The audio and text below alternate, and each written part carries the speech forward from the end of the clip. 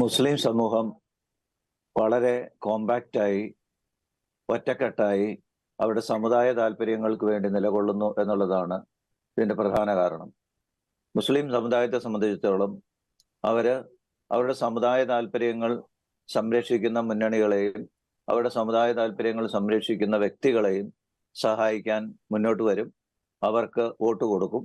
അവര് ജയിക്കുകയും ചെയ്യും. അല്ലെങ്കിൽ ആ തെരഞ്ഞെടുപ്പ് ഫലത്തെ അങ്ങനെ സ്വാധീനിക്കാൻ അവർക്ക് സാധിക്കുന്നു എന്നുള്ളതാണ് ഇവരെ എല്ലാം ഭയപ്പെടുത്തുന്ന പ്രധാന പ്രശ്നം.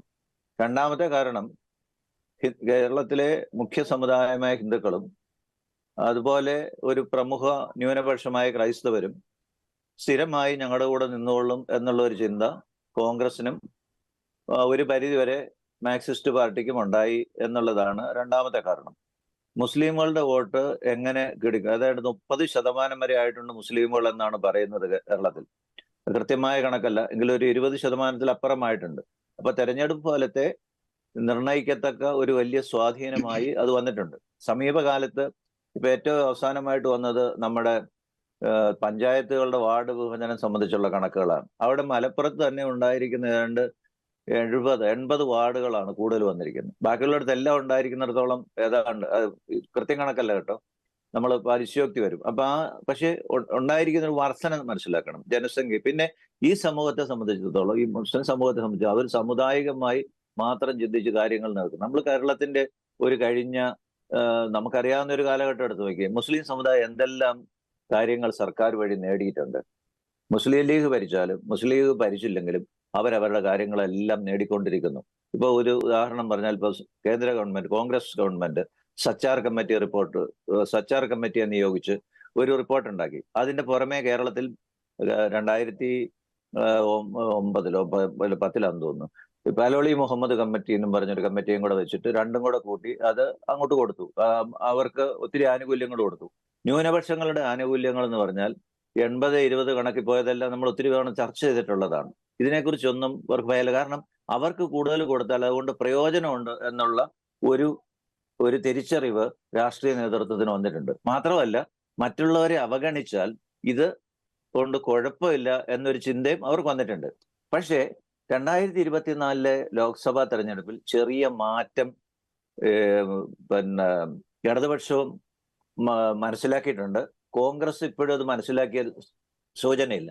കാരണം 2024 തെരഞ്ഞെടുപ്പിന് ശേഷം CPI ആണ് ആദ്യമായിട്ട് പരസ്യമായി പറഞ്ഞത് ഈഴവ സമുദായം കമ്മ്യൂണിസ്റ്റ് പ്രസ്ഥാനത്തിൽ നിന്ന് അകന്നു വന്ന്. ആദ്യം പറഞ്ഞ ബിനോയ് വിശ്വമാണ്. തെരഞ്ഞെടുപ്പിന്റെ ഫലപ്രഖ്യാപനം വരുന്നതിന് മുമ്പ് തന്നെ ബിനോയ് വിശ്വ അത് പറഞ്ഞു.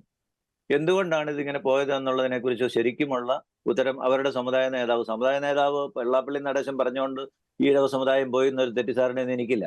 പക്ഷെ ഈഴവ സമുദായം മനസ്സിലാക്കി ഈ മുസ്ലിം പ്രീണനം കൊണ്ട് മുസ്ലിങ്ങളെ അവരുടെ ഒരു അല്ലെങ്കിൽ ഈഴവ സമുദായത്തിന്റെ ഒരു ചങ്കായിട്ടുള്ള കമ്മ്യൂണിസ്റ്റ് പ്രസ്ഥാനം അവരെ നോക്കുന്നു, അവരുടെ കാര്യങ്ങൾ താല്പര്യം. ആദ്യമായി കേരളത്തിൽ ഒരു ശ്രീനാരായണ സർവകലാശാല ഉണ്ടാക്കിയപ്പോൾ അതിന്റെ വൈസ് ചാൻസലറായിട്ട് നിയമിച്ചത് ഒരു മുസ്ലിമിനെയാണ്, KT ജലീൽ.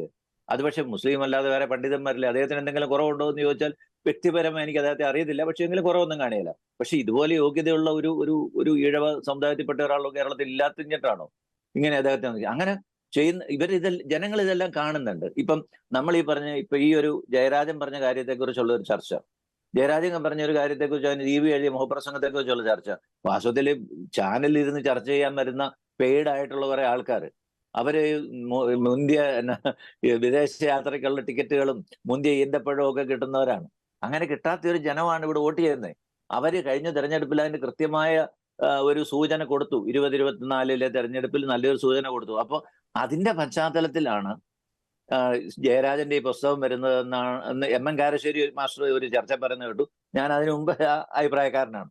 കാരണം ഈ പുസ്തകത്തിന്റെ കൂടെ ഒരു പുസ്തകമല്ല, വേറൊരു പുസ്തകം കൂടെ പ്രസിദ്ധീകരിക്കുന്നുണ്ട്. കേരളം ഗുരുവിനെ മറന്ന കേരളം.